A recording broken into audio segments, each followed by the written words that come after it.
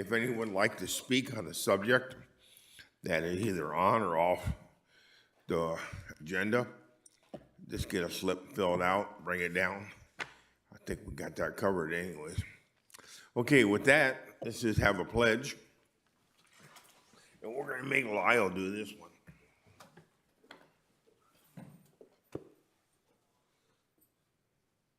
Ready, begin. I pledge allegiance to the flag of the United States of America and to the republic for which it stands, one nation, under God, indivisible, with liberty and justice for all.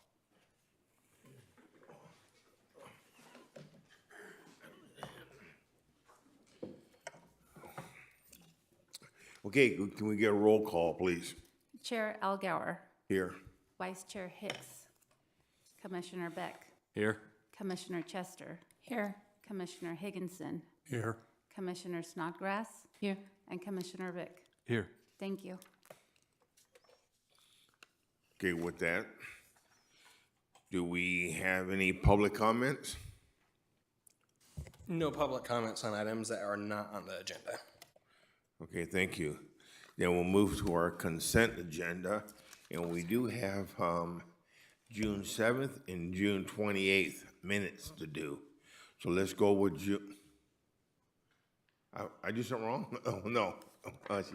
She gave me that look. Okay, let's do the June 7th minutes. Can I get a motion on that? Okay, we have a motion. I'll second. We have a second. So, all right, then we can, they were here. So, okay, good. Can we have a roll call? All those in favor? Aye. Aye. Aye. Any opposed? None? Okay, we have a 6-0. And now we have the minutes from the June 28th meeting. I need a motion. I'll move. We got a motion. We have a second? Other than my name spelled wrong, but that's okay. What? Oh, man. Okay, other than his name spelled wrong, we have any other corrections? I move second. Yeah, all those in favor? Say aye. Aye. Any opposed? Seeing none, we got 6. We can move to the first item. Who do we, are we gonna make that paragraph? Do we read that every, So this is on the consent agenda. There shouldn't be the need to disclose ex parte communications. Or it's not a consent item, but it's not a public hearing, so there's no ex parte communication for the architecture review. So there's no technical hearing, it's just the review of the architecture and then a motion by the plan commission to set the architecture. all right. So we can go to item number 1. Item number 3, yes. Is what? Item number 3 of the agenda.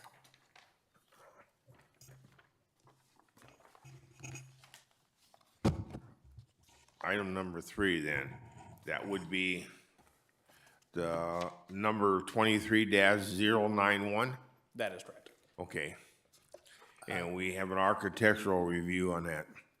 Thank you, Honorable Chairman Algauer and Planning Commissioners. Today I bring before you item number 23-091, the architectural review for Phase 1 of a unified commercial center previously approved as part of case number 21-026. Conditional use permit and development agreement, which comprises of a 9,000 square foot building that includes a convenience store, quick serve restaurant, and office space, as well as the associated fuel canopy with 16 fuel dispensers and express car wash. Case number, like I said earlier, it was originally approved under case number 21-026 on January 9th of this year. It is located in our service commercial land use district and is on a 3.41 acre site. And it includes existing city right of way. So the site plan on the screen above is very similar to what was approved previously. The only minor modification has been that the car wash was moved slightly to the northeast. Today we're reviewing phase 1 of the project, which is everything east of the hotel, including the main building, the canopy, and the car wash. The primary building is on the screen above and largely, like I said, matches the conceptual landscape building that was provided during the initial approval, and follows a more modern design with stone and woodlap siding, as well as a geometric design. It's anchored at either side with a porch or a second-story patio and a tower element at the other end, to provide some visual interest as well as a varied roof design. You can take a look at it at the screen. There's some additional features that have been provided, including the red metal awnings, enhanced light features, and vining plants along the rear where the drive-through is going to go. The floor plan for this consists of a first floor 4,023 square foot convenience store with a service counter, retail space, and storage, and an additional 1,987 square foot suite for a future drive-through restaurant. The second floor includes 2,527 square feet of office space and a covered patio area, and a portion of it that's open to below. The fuel canopy of the site is about 6,000 square feet and includes 8 double-sided fuel pumps with an overall design to tie in with the C-store, with the awning to be branded to match the logo of the future tenant.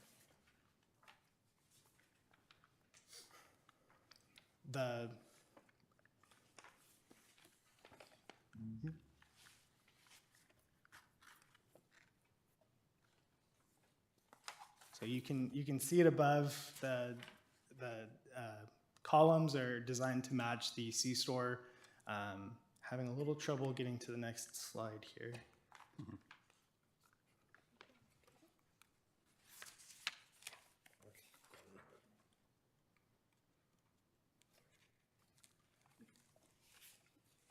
So on the screen above, there is the car wash, which includes the similar kind of design elements as the primary building, with a varied roof design and stucco with lap siding. And the floor plan includes the drive tunnel, maintenance rooms, and an office space for the manager. And there is a, I don't know what's going to happen.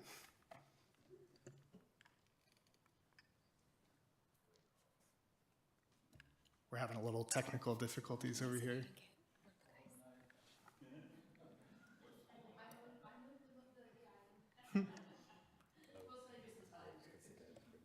Yeah, we've transitioned to having everything set up through the bots over there, and so I think the remote isn't working as consistently as this is kind of the first trial run of this new setup. So We'll have it really honed in next time.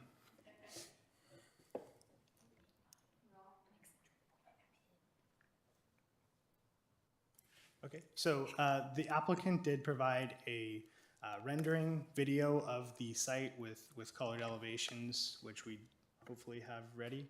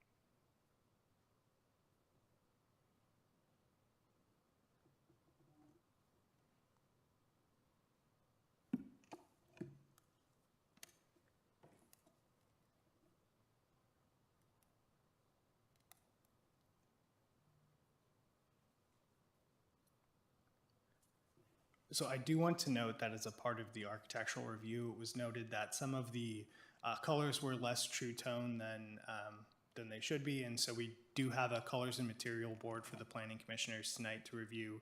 I think just to the right of David, or to the left of Lyle.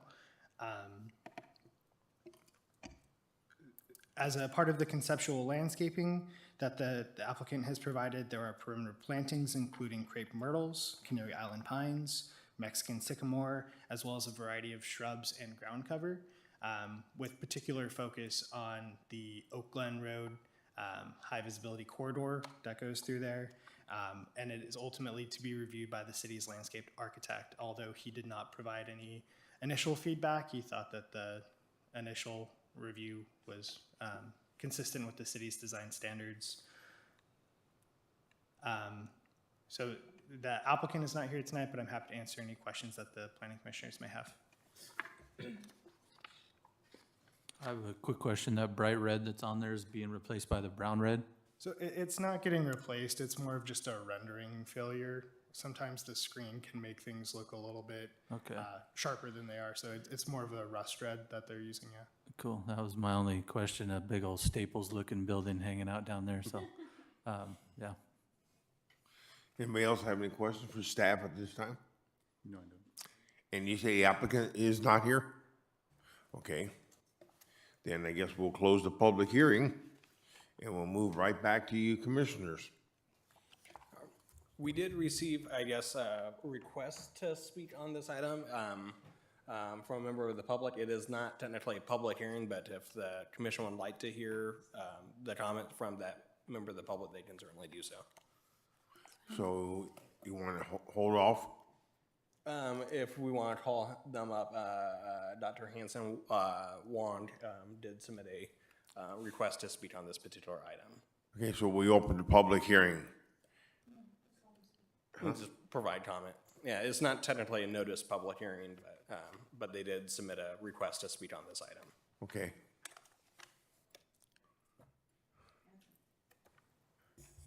Is he coming down? Okay, there you go.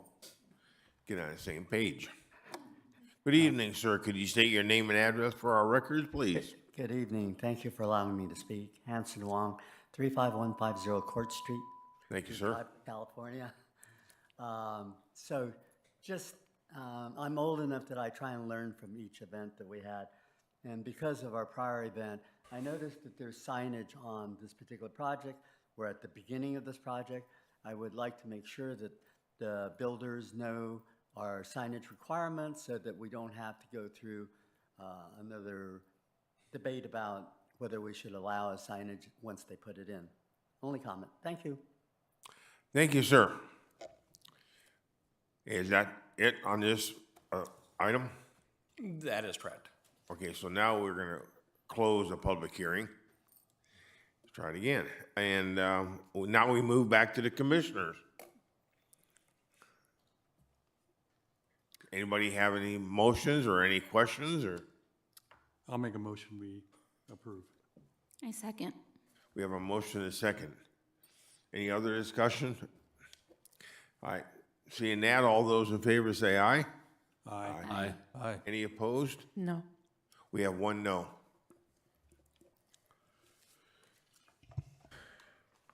Okay.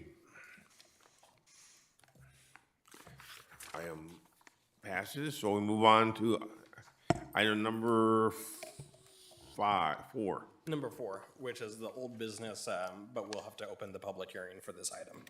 Okay, so we move on to item number 4. Chairman And- Alcorn, I'd like to recuse myself from this item since I'm working with the developer on some other aspects of the project. Okay. Thank you.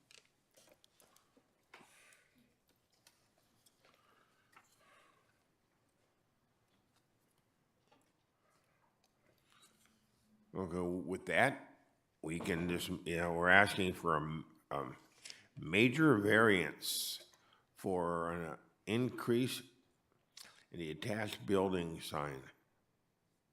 Okay, Did we want to do the ex parte communications?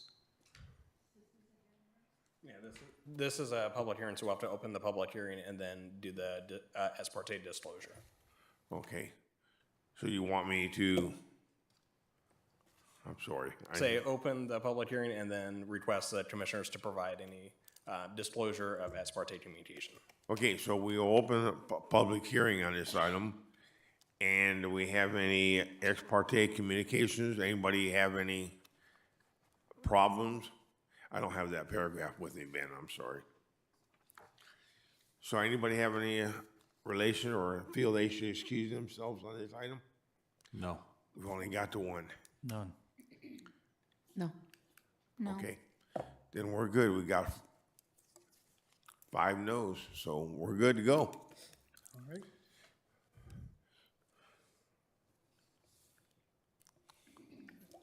Today, thank you, Honorable Chairman and Planning Commissioners. Today I bring before you item number 4, case number 23-031, a major variance for an increase in the attached building sign requirement to permit 2 signs which total 365 feet in lieu of the total of 200 square feet to provide greater visibility for travelers along the I-10 freeway and to be in line with the La Quinta corporate design requirements. This is continued from the June 6th, 2023 Planning Commission meeting. On June 7th, 2023, the Planning Commission reviewed the major variance. There were questions regarding the variance and whether it would set precedent and if the sign was appropriate, and therefore the Planning Commission continued the discussion to a future meeting in order for the applicant to provide comment on the benefits of having larger signage.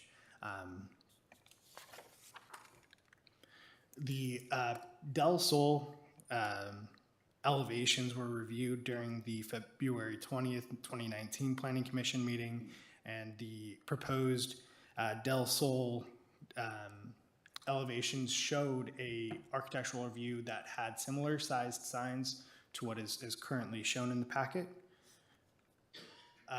This site is located on the existing Yucaipa Gateway project with improvements including a gas station and future restaurant and coffee pad. It has primary visibility along the I-10 freeway and the Oak Glen Road, and the underlying zoning is our service commercial land use district with the floodway to the north. The site is currently improved with an existing Arco fuel station, La Quinta Hotel, which is now open, a pad under review for future development of a fast food restaurant, and the proposal is for the review of the 2 wall-mounted signs, which total the 365 square feet. The proposed signs are 105 and 260 feet, with the larger sign facing Oak Glen Road, the smaller sign facing the I-10 freeway, and it is in line with the La Quinta corporate design standards. They are internally channel lit and mostly white with some pop of yellow for the sun that's there. They are already constructed, but it is not an open code case at this point. Here's a view of the kind of limited visibility that takes place here. You can see this hillside coming eastbound, as well as this vegetation that's in the way coming westbound that do require slightly larger sign to provide the same level of visibility. The frontage along the 2 major travel corridors are the I-10 and the Oak Glen Road, and are located over 500 feet from eastbound traffic on the I-10 and 1,000 feet to the nearest ramp, and over 400 feet to Oak Glen Road. Going back to those geographic constraints, there's a bend and hill coming westbound, as well as obscuring vegetation, and a gas station along Oak Glen Road that blocks some of the visibility. In addition, the sign will be on the 3rd floor, which reduces the apparent size of the sign in comparison to some of the neighboring 1- and 2-story buildings.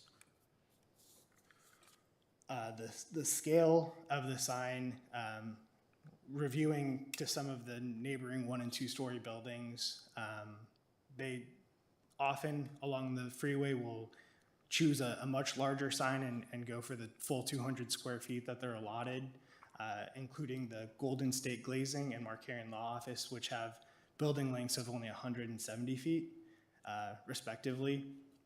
The CS land use district allows for a 3 foot of signage for every 1 foot of frontage ratio, but limits at 200 feet, 200 square feet of sign at 67 feet in length.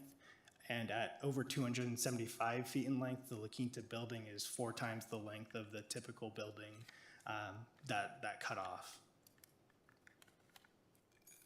Here are some site photos that kind of show that scale of the larger building, kind of with the larger sign. As a part of the processing for this project, no written responses were received. And therefore, it is the staff's recommendation that you approve the major variance number 23-031, adopt the major variance findings, find that the project is exempt from CEQA, and direct staff to file a notice of exemption. I am here as well as the applicant if you guys have any questions. Okay, anybody from the staff have a question at this time? Would anybody from the commission have a question for staff at this time? Okay. Okay, the applicant didn't want to come forward, or he said no? Or his appointee? You want to see your name and address for us? Good evening to you. My name is Jay Nelson. My company is Archimetrics, address 11873 Hollis Court. Don't hate me, Loma Linda. I am the architectural firm that's been developing this site, and I'd like to start off with good evening to Chair and all the commissioners. I'm really impressed on the staff's report, content, and its professionalism, so well done. Nice presentation. The rah of any project, as we know, is the sustainability of any project. Identity is everything. And as smart business people as you all are, you recognize that criteria is set from large companies such as this with extensive market studies. And so in that, that's how the signage program does come together. And wise cities will welcome a sustainable business. And so the wisdom of a large company such as Windham Hill, which is the main umbrella of La Quinta, is quite proud of how they've upgraded their buildings. As I don't see too many faces here that have been involved in this project as long as I have. So yes, this Ben has been catching up with it. So yes, there was a prior design concept that was reviewed and approved, but now that La Quinta has established a more sophisticated design criteria and an image, they're now following up with it. And I'm quite grateful that the city commission and staff went through the laborious process of getting this new look approved way back then, so including its signage. So I'm hoping that everyone here recognizes the advantage of a sustainable business and its signage program. And I'm quite sure that everyone is familiar with the development agreement and how this development does feed the city tax base, unlike a lot of retail. So I'll repeat the asking you to recognize the TOT participation that the city has. So I know that you want this hotel to be successful. Do you have any questions? Yes, I do. First question is, when the initial signage was approved and the architect and everybody else involved knew that everything had to be under 200 square feet, who made the decision to make that sign bigger? The sign has always been this size. So did they put it on the building knowing that it wasn't permitted to be that size? This is a case where they're asking for forgiveness instead of permission. Part of me wants to stay in line with the agenda of the item, and that is to review the logic of square footage of signage in proportion to what is now being done for the first time in the city of an increased height of a building. And I think that's the wisdom of this review, not the history of how did it get where it's at. Our agenda is the major variance of No other over 200 questions feet, and that's exactly what he's asking you. It's not a, Well, I misunderstood the question, and I thought the question is, how did it happen? yeah. And it made me Well, always the sign's thinking- already, the sign's Again, already on the to building. interrupt you, I took it as whether I was defending the procedure of how it got built. So yes, you and I agree, the agenda is the criteria of an increase variance of square footage. But the sign already exists on the building is what Richard was addressing. Yes, sir, I'm clear of that. So he was wondering, the corporate move to put it on without permission is asking for forgiveness now in retrospect instead of permission to put it up in the first place. And I can't address that, because again, I did not come here prepared to address that deviation from the agenda. The agenda is the variance size. Well, the argument you Not- made is that, When did it happen and how did it get up without reviews, if I'm understanding your. the argument you made is that it'll affect the business. So when we continued this from June 6th, I asked for the evidence that a smaller sign would affect the overall business of walk-in in a digital age.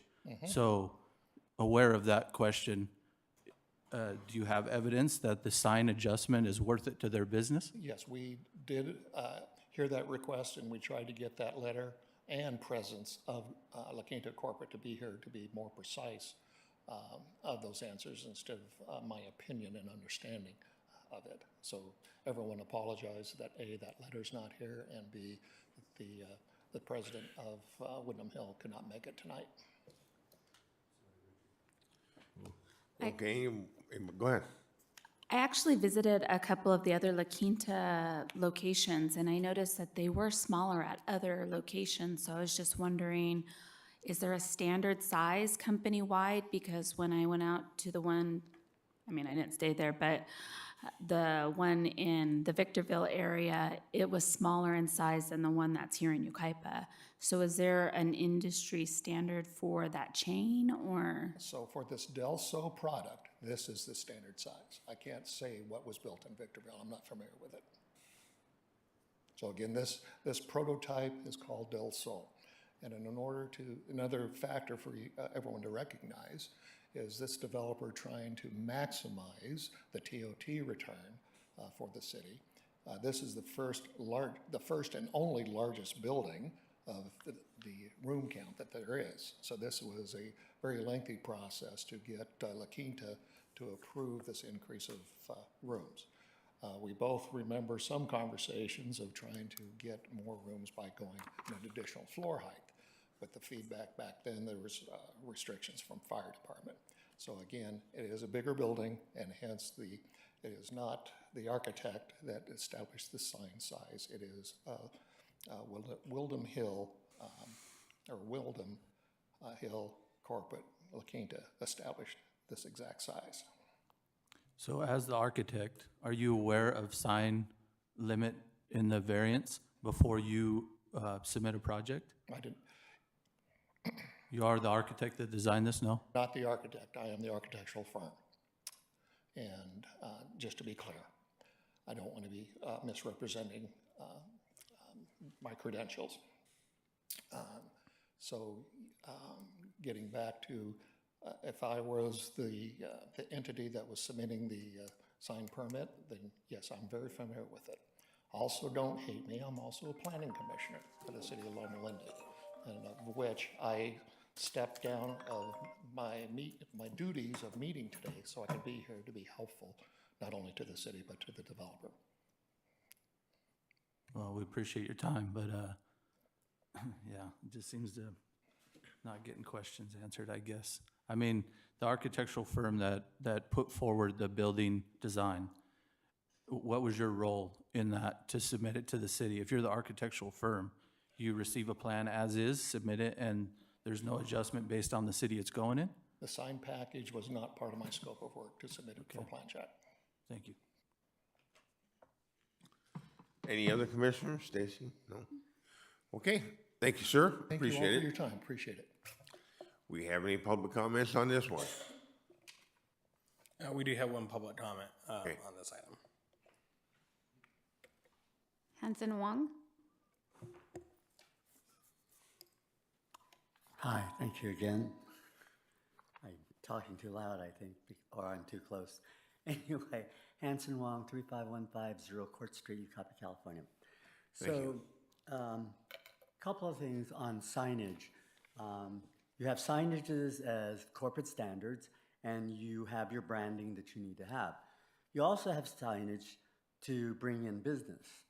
I'm sure since all of you, and especially Commissioner Chester, looked at other signs, that if you drive along the freeway going to this particular facility, you cannot see the sign until you pass the exit point from either direction.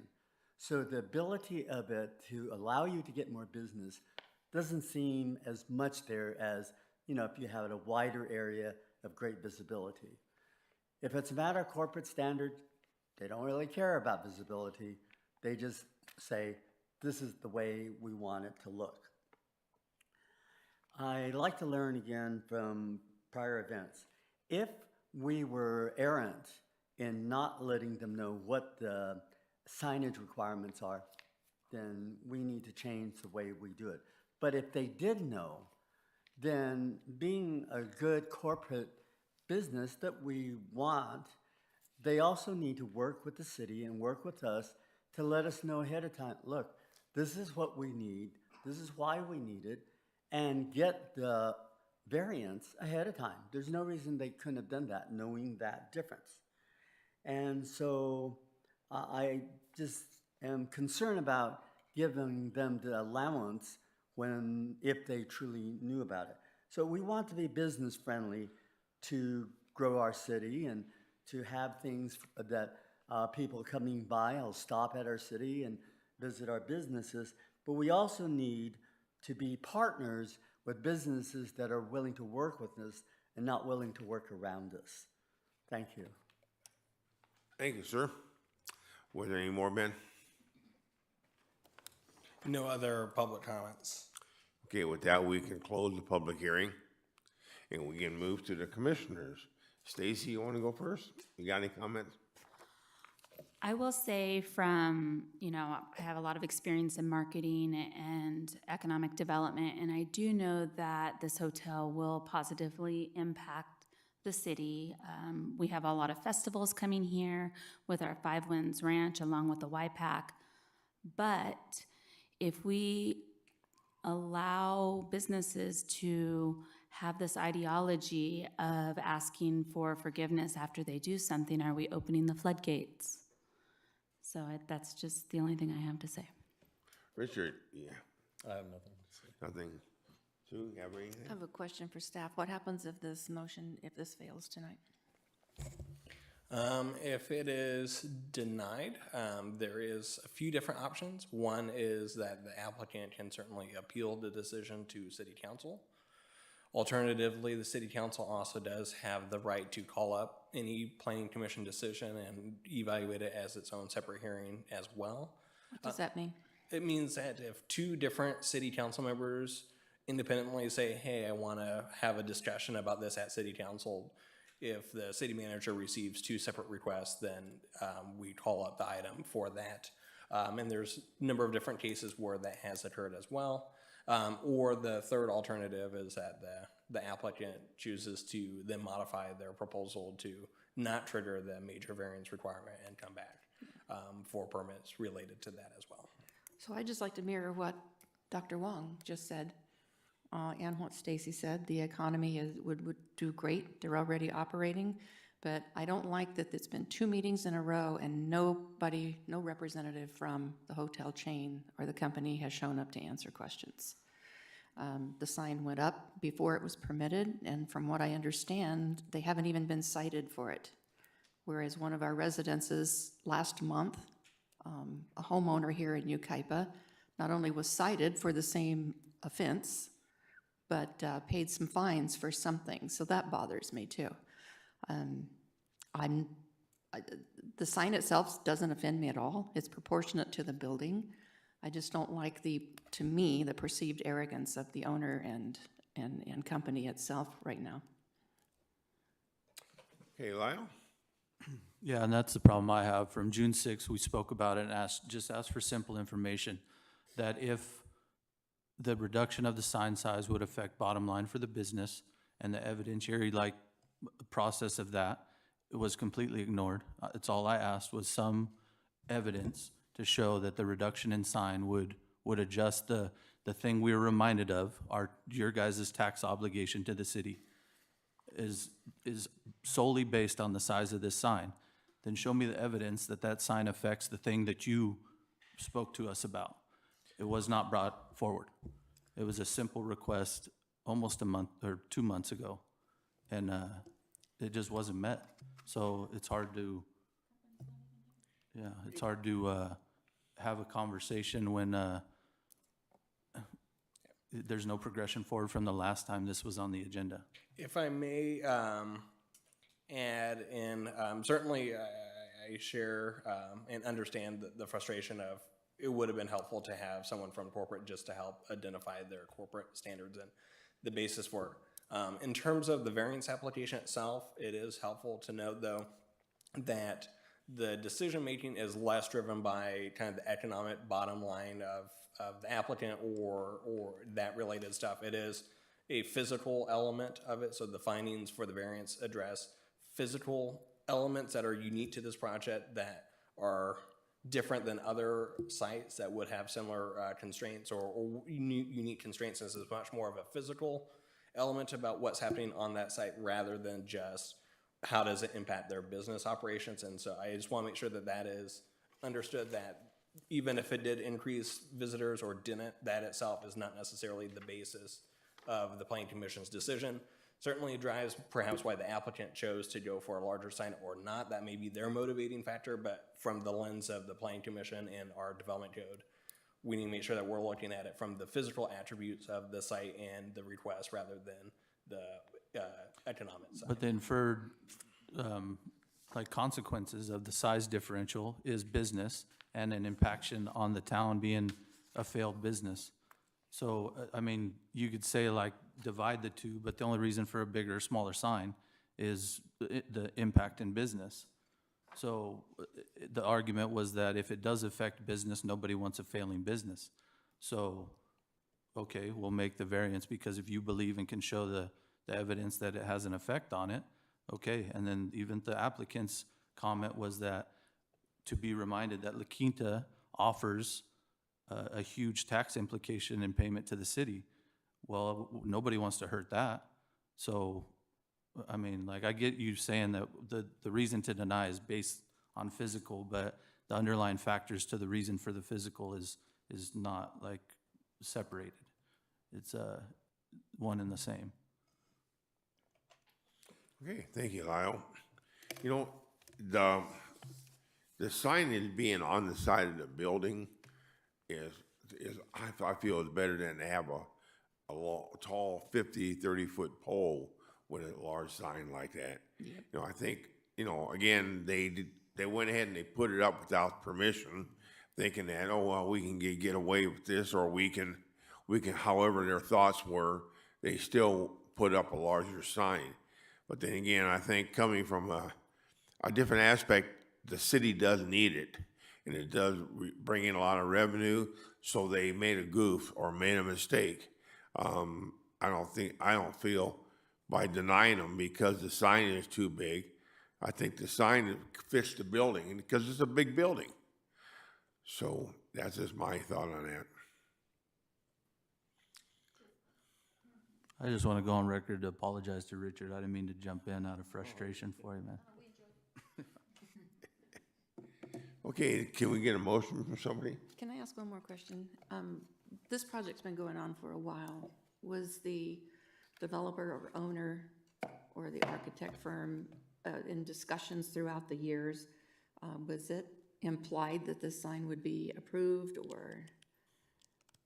I thought that signage was a separate process from the actual building. Yeah, so normally the sign permit itself is not part of the project or the discretionary stuff. And so even if they show an architectural review, there's always a note, sign under separate permit, just representation for that point. The only exception would be is if there's a sign program that's done as part of a shopping center. So for example, the Yucaipa Point project did include a comprehensive master sign program, as well as they did include a variance for the size of their signage in that shopping center based on the type of development, their frontages that they have. And so in that case, there's usually that stuff is flushed out ahead of time on it, and then they may still come back if a particular corporate tenant has additional requirements. But that's usually the only time that the building signage is identified at the plan commission level is if they're doing a sign program, except in this case where they're then requesting a variance. But I have another question. So La Quinta's desire to modernize their face, is that transition point in that La Quinta corporate structure, is that what created this issue in the first place? Was an overlapping of approval and modernizing of La Quinta's that building? may have been the case. So when we did the architectural review for the La Quinta design, so there was another design that was similar, I think, I did look up the Victorville La Quinta, and so that's an older prototype design that La Quinta had. And then Wyndham purchased La Quinta, I think, in 2016 or 17. And so then they unveiled kind of a new modernized corporate strategy. And we were one of the earlier kind of California sites. There was one that was finishing construction in the city of San Bernardino, and that was kind of the nearest example. So I did provide renderings of what those materials look like, but it was a pretty new, I think, design approach that Wyndham and La Quinta had developed.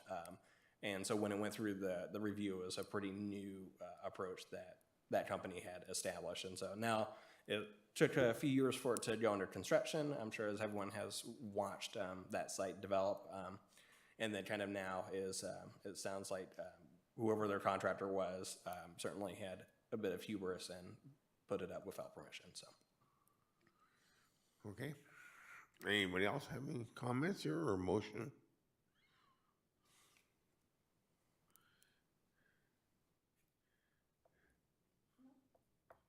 Well, let's see where it goes. I'll make a motion to approve case number 23-031, the major variance.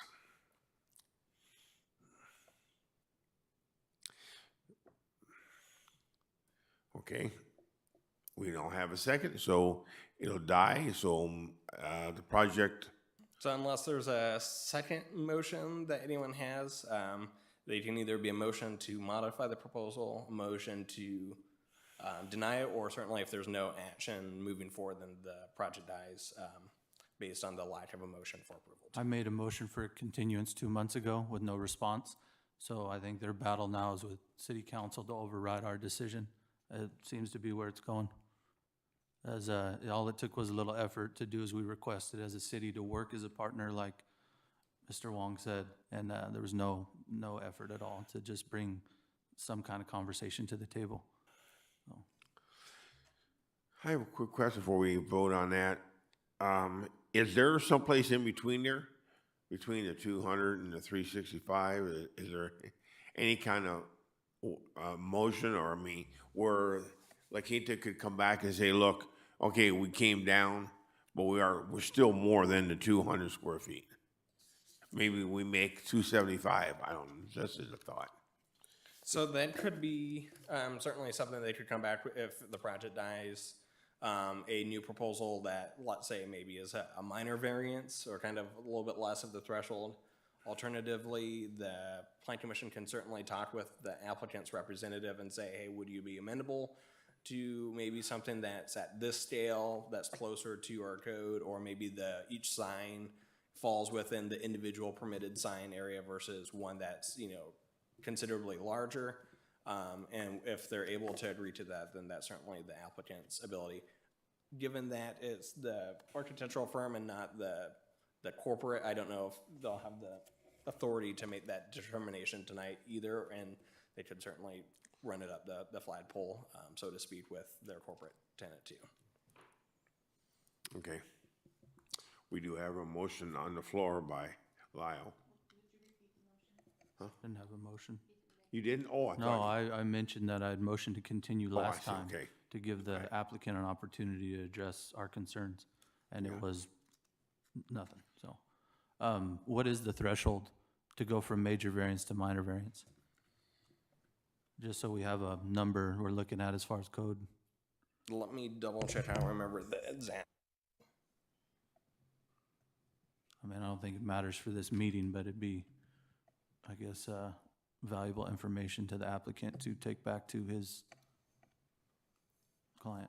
And the Plan Commission can certainly, right now, also reopen the public hearing to allow the applicant's representative to provide any feedback that they may have to before you ultimately come to a decision at your prerogative.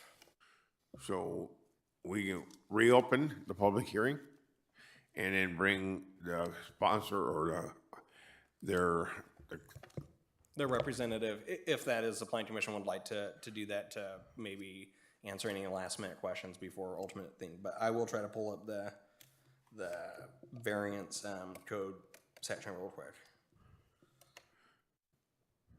Okay, so we reopen the public hearing, and would like to still come forth again? So if we don't approve this, do they have to take the sign completely down and put a new sign up to meet the standards that we're requesting?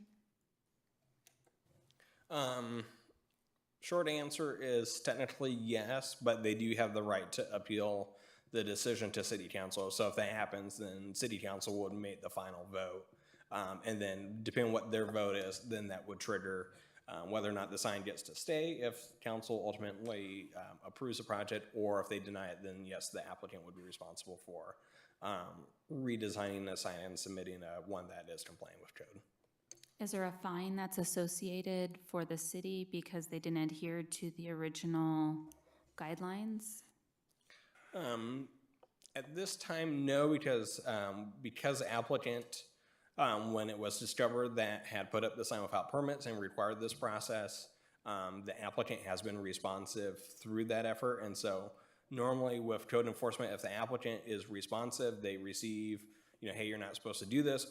Hey, I will resolve it. I'm going to go through the permit process. We don't issue citations through that. So as long as they're actively doing what they need to, then we don't hold them to it. If, let's say, we told them, hey, you're not supposed to have it, get cited by code enforcement, and then it takes them a year to even turn something in, then certainly we'll fine them through that process because they know what they need to do and they're holding up the process.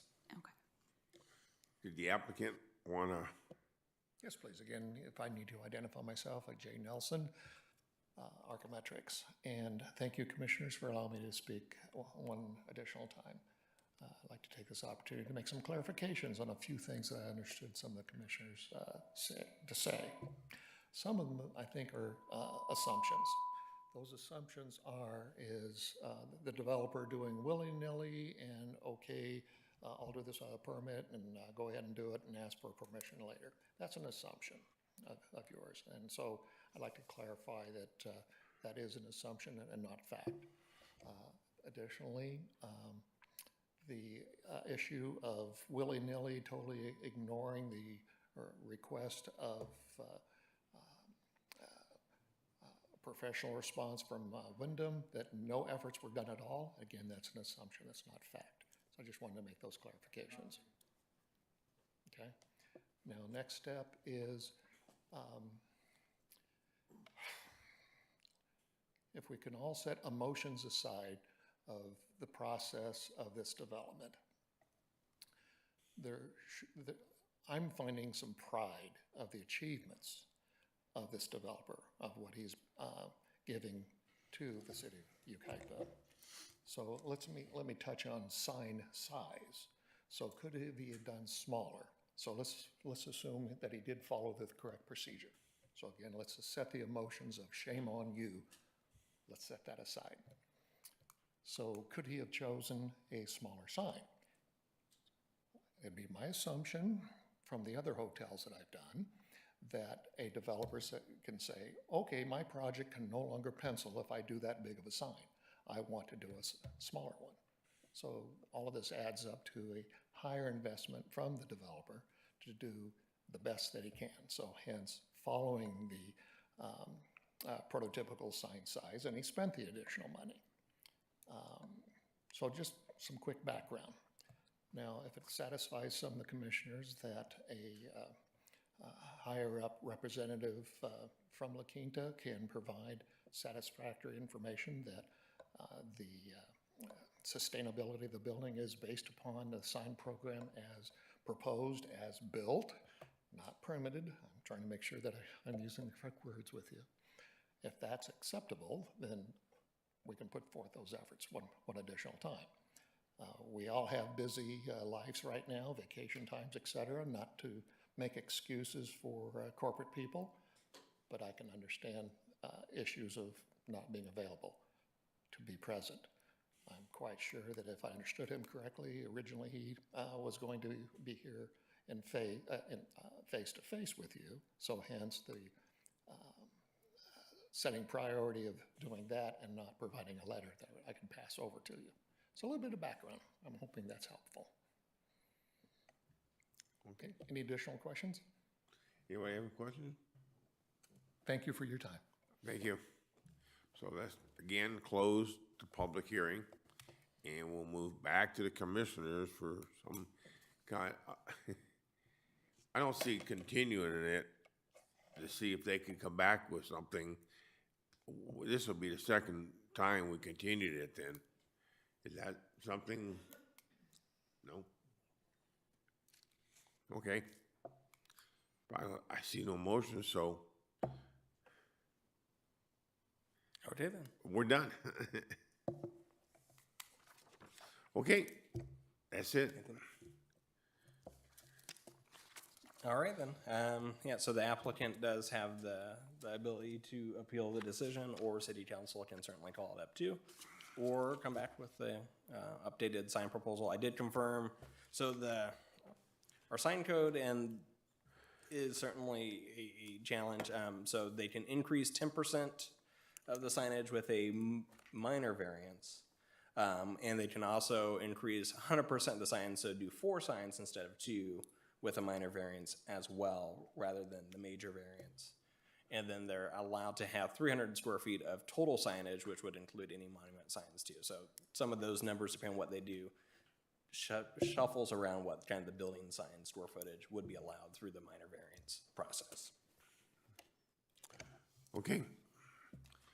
With that, we'll move to item number 5 on the agenda, and that's case number 23-041, special use permit and architectural review.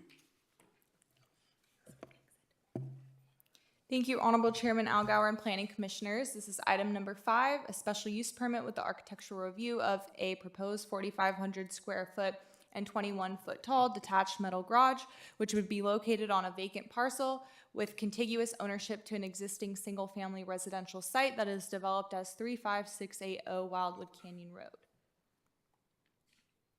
The property is 1.04 acres and is zoned single residential within our RS20M land use district, so 20,000 square foot minimum lot sizes. It is a flag lot and again has that contiguous ownership with the parcel fronting Wildwood Canyon Road, which is 35608 Wildwood Canyon, and there's an existing single family residence developed on that property. The Development Code section 84.0505 does allow accessory structures like a garage to be permitted on a property with contiguous ownership. Excuse me, do we want to get Higginson back in here?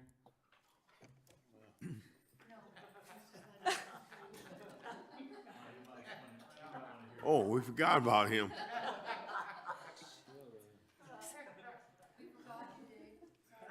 I apologize. That falls on me. That's my fault. So, sorry. That's my fault. I should, all right.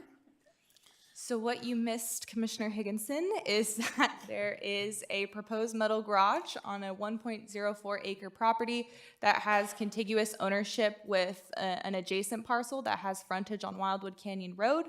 And there's an existing single-family residence on that site, 35680. So the subject property is the flag lot that is on the exhibit on the screen.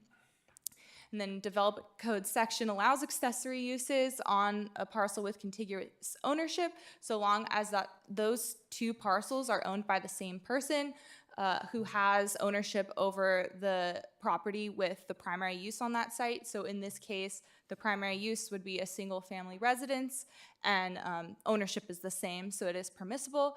However, because of another section of the development code, this structure is over 1,200 square feet and is proposed of a metal building material, so that's why the special use permit process is required. The garage is going to be for personal storage, and additionally, there are existing unpermitted storage containers on site that would be removed prior to construction of this garage. So again, the primary site is currently improved with a single-family residence. It's a two-story home that provides 6,047 square feet of habitable space. Additionally, some items that came to the surface through this special use permit process is that there are existing permits for a guest/pool house and then a pool associated with the primary project site that have not been finalized. So pursuant to the conditions of approval with this project, the applicant will be required to finalize those permits and is currently working with the Building and Safety Department to make sure that all loose ends are tied up there, and that would be before permit issuance for this metal garage. The garage would fit within all of the single residential setbacks and is centrally located on that back flag lot parcel, over 200 feet behind the main residence and then 400 feet from Wildwood Canyon Road. So again, this is a metal garage. The structure would have a tiered gabled roof with 3 roll-up doors on the front and then an access door as well on that front elevation. It would have a peak height of 22.5 feet and generally provide 12 feet of vertical clearance. Will be comprised of vertical ribbed steel panels as the primary building material in the color burnished slate, and then charcoal gray would be for a roof and trim accents, so complementing the existing single-family residence on the site, which we'll see on a couple slides later. And then there's additional articulation in building kind of features, facade improvements proposed through veneer accents along the base of the front of the structure. Here are some site photos of the existing single-family home. You can see some of the veneer.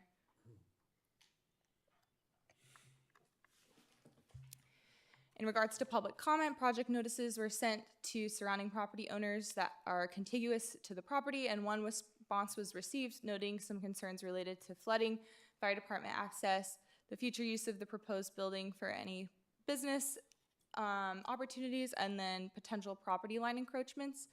A lot of these concerns are addressed through standard conditions of approval as a part of any project being submitted to the planning department. So for example, flooding, the applicant, any new development is not allowed to exacerbate any drainage flows.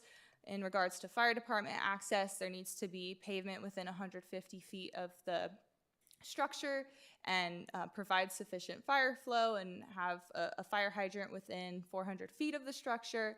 And a condition of approval is identified reflecting that there is no commercial business allowed in the single residential land use district. So any future complaints by neighbors or identification to the city that that may be happening would be grounds for revocation of the permit or a code enforcement action. And then the potential property line encroachments, I'll go over a little further on this slide. So as a part of the project review, we did identify some issues potentially related to property lines and existing encroachments into those lines, as you can see kind of in the circled yellow area in the exhibit. So to confirm and correct these issues, a condition of approval is included to require the applicant to complete a record of survey prior to release of a permit for the garage, and this would make sure that we kind of cross our T's and dot our I's and make sure the property line boundaries are understood for this project and any sort of future development. And then again, this based on that record of survey, there may be some requirements for a lot line adjustment or a lot merger to resolve any potential issues that are formally found. This could have been potentially been a mapping error and some other things. So there's just a little bit of additional validation needed prior to permitting to make sure that they're not going to be constructing over property lines. And it's my understanding that the applicant is working on preparing that record of survey, and because this is just an architecture review, they can continue to work on that as an ongoing item. So it's staff's recommendation that the structure is approved with the recommendations before you on the screen.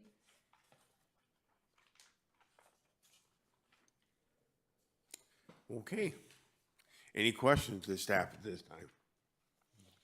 Nobody? Nobody good? So they came in to get the permit for the structure, correct? Right? And then when was it discovered that they were encroaching on property?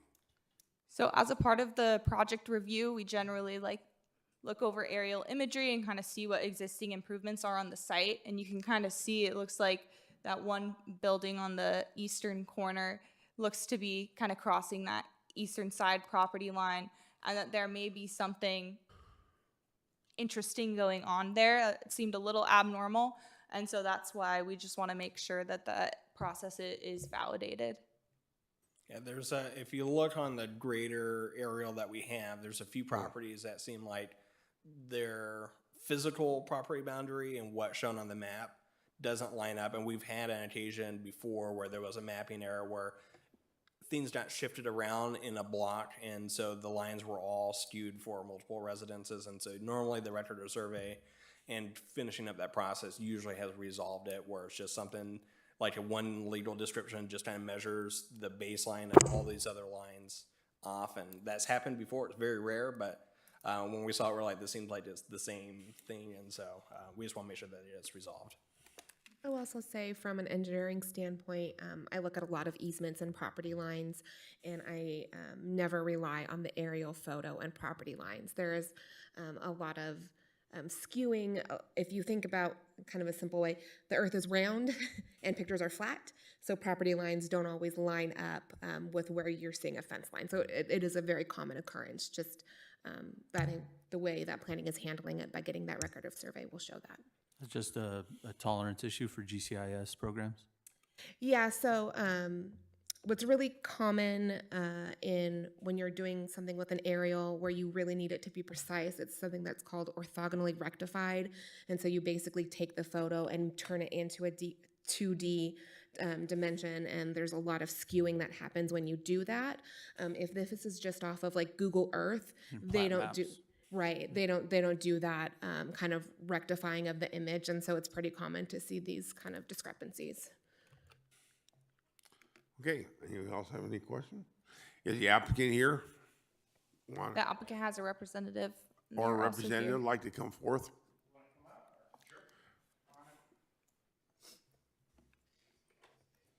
Did we have any letters from anybody? Any tenant or any neighbor? No complaints? The In one included writing. in the agenda packet in the Right. staff report. Yeah. Sure. Brandon Malloy, 35680 Wildwood Canyon Road, Yucaipa. Yeah, do you have a question? I don't know. Anybody have any questions for the applicant? Would you like to make a comment on the project? I mean, Sure, I can. realizing you've got, issues with property lines. Yeah, the property lines aren't really so much an issue except for the flag lot. So all the improvements, the pool house, even my house crosses property lines. That started way back in 2018. That was approved at the time that the house was done because I own both properties. They recommended against it, but said if you want to do it, you can. And I did it. But what I think is going to have to happen is what I would like to do is actually merge the lots just into one, because I don't need the two lots anymore. But my understanding is there has to be like some sort of, I have to meet a certain requirement to allow that. So I'm not sure what that is, but that has to be addressed before moving forward. As far as east to west is concerned on property lines, I've had Jim Cole out here twice now and another surveyor. Nothing is crossing property lines east to west, like they were discussing, the map's way off. So I've got current stakes in the ground from him, except the pool and the pool house and the house. That's all on my properties combined, but nothing's going into an adjacent property. Anyone have any questions for the applicant? Yeah, I was just curious about the expired permits on the pool house. Is that something that you just didn't finalize with the city and you're resubmitting that now? Obviously, there's gonna be conditions of approval that has to be cleared up, so. Right, exactly. Yeah, the pool house kind of started in COVID, and I do everything myself. If anyone's in town, they probably noticed that house took like 8 years for me to do. I literally did it by myself.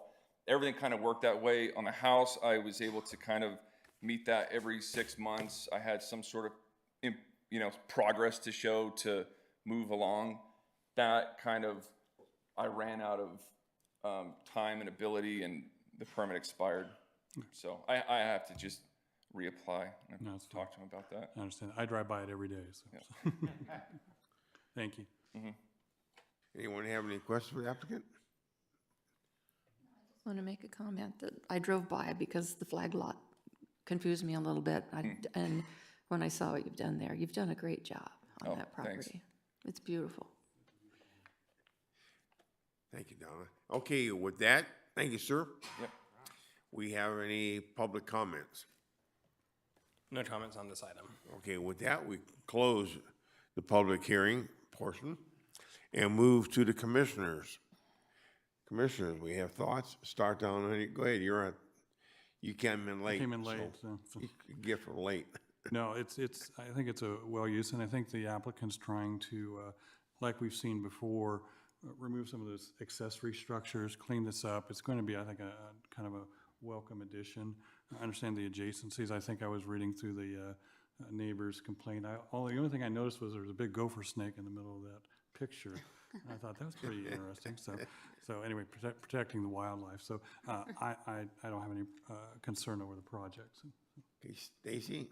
Yeah, I used to drive by that house all the time too, and done a really good job with it. So kudos to you and your family. Richard, you have anything? No. So, Donna? Lyle? Okay, so I think the project's good, and I think, it's come along. I liked it. I drove by it. I didn't see any issues, so do we have a motion? I'll move to approve. I'll second. We have a motion and a second. All those in favor say aye. Aye. Aye. Do we have any opposed? So we have 6-0. Okay, thank you, gentlemen. You have a project. Okay, we move to our number 6 on our program here, and it is case number 23-071, planning use permit for an additional structure. Thank you, Honorable Chairman Algauer and Planning Commissioners. This is our final item, item number 6, for case number 22062, which is a planning use permit to permit a 1,663 square foot addition on an existing dental office to create a total office building footprint of 2,943 square feet. And the project site is 34895 Yucaipa Boulevard. The property is 0.44 acres and is at the southwest corner of Yucaipa Boulevard and 2nd Street.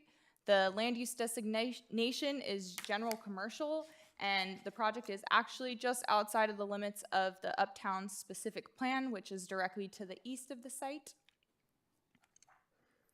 And the property is currently improved with a 1,280 square foot dental office, and as well as 3 existing legal non-conforming residential structures. The project would include the demolition of one of those residential units, a 600 square foot unit, to accommodate the addition of 1,663 square feet for that dental office, which will help the The Dr. Fadi Batar, the applicant, continued to grow his business practice. The site is accessed from 2nd Street, and that will remain. And there is an additional pedestrian entrance proposed along Yucaipa Boulevard. There are 11 parking spaces provided on site, 3 of which will be in place of the existing residential unit that is to be demolished. In order to make up for that difference of parking spaces, that'll have to be removed to allow for the additional building footprint. The front and street side yard setbacks for the project are legal non-conforming with a 0-foot setback allowed, as that's kind of been the historic setback at the property, and there is no kind of exacerbation of that legal non-conformance. So the structure will just continue the same building planes that have been there previously. The addition is 47 feet by 36 feet wide and will accommodate 7 more exam rooms, an additional restroom, an employee cleaning area, as well as a lounge.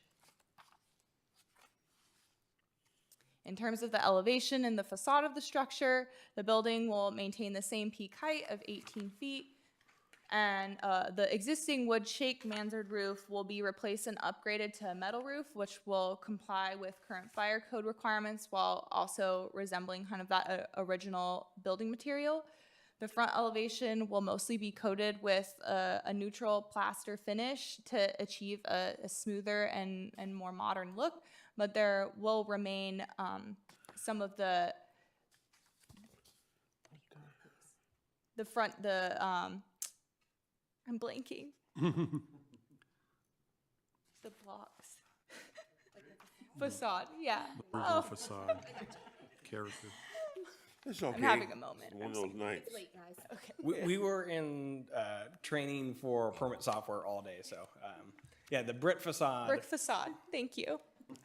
Thank you, The Ben. brick facade will remain on the portion of the eastern corner of the building to add some additional articulation from the frontage of Yucaipa Boulevard. The project qualifies for environmental review exemptions pursuant to CEQA Class 2, as it is existing minor improvements to the structure, and then as well as Class 32 because it's an infill project. There was one project comment that came back from the planning use permit application noticing in regards to parking concerns. However, the project does comply with the Yucaipa Municipal Code, as only 5 spaces are required for each doctor affiliated with a medical office facility, and the site proposes 11 spaces, which is 6 spaces in excess of what the minimum required is. Here's a site photo from Yucaipa Boulevard. And then this is the 2nd Street access. And it's staff's recommendation that the project is approved subject to the conditions of approval, that the findings can be met, and the categorical exemption is adopted. The applicant has a representative available if you have specific questions. Okay, first, any commissioners have questions for the staff before we? No. Okay, you want to, can applicant like to come make a pitch?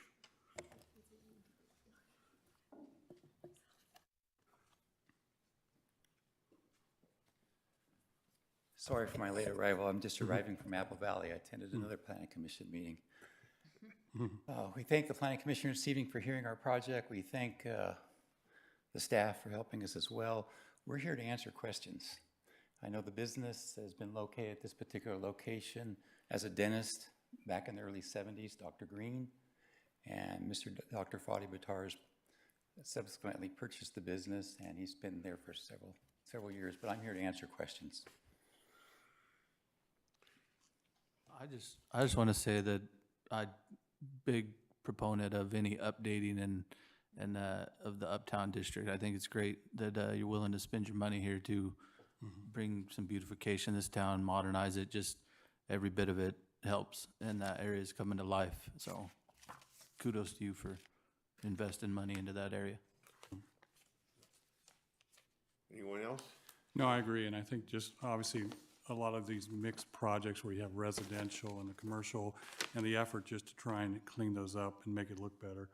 Again, I just concur with Lyle's comments too. Especially adding additional parking, because as you know, in Uptown, there's parking is always an issue, so maybe that'll provide additional parking for maybe VIP use or something for some of the festivals. I don't know, just a business suggestion. Okay, anyone else? Okay, thank you, sir. Thank you. Any public comments? No public comments on this item. With that, we'll close the public hearing portion and move to my commissioners. We'll start down on my far right. Any comments? I have no further comments. Stacy? No. Richard? No. Donna? Lyle? Okay, do I have a motion? Motion to approve. I'll second. We have a motion and a second. So all those in favor say aye. Aye. Aye. Aye. Any opposed? Hearing none, 6-0. Okay, I don't see any item number 7. Do we? No, that is it. We will not have a meeting for the second meeting of August, so I will see you guys all in September. What? Yeah, the next August meeting, we don't have anything that's quite ready yet, but we'll have a few things come September, and then kind of a few different meetings to finish out the year. But yeah, stay cool. Jump in the pool. Enjoy the rest of the summer. School. My meeting adjourned. School starts on Tuesday Just or leave 'em there. next Thursday. So yep. We can turn our phones back on now. We can turn our phones back on.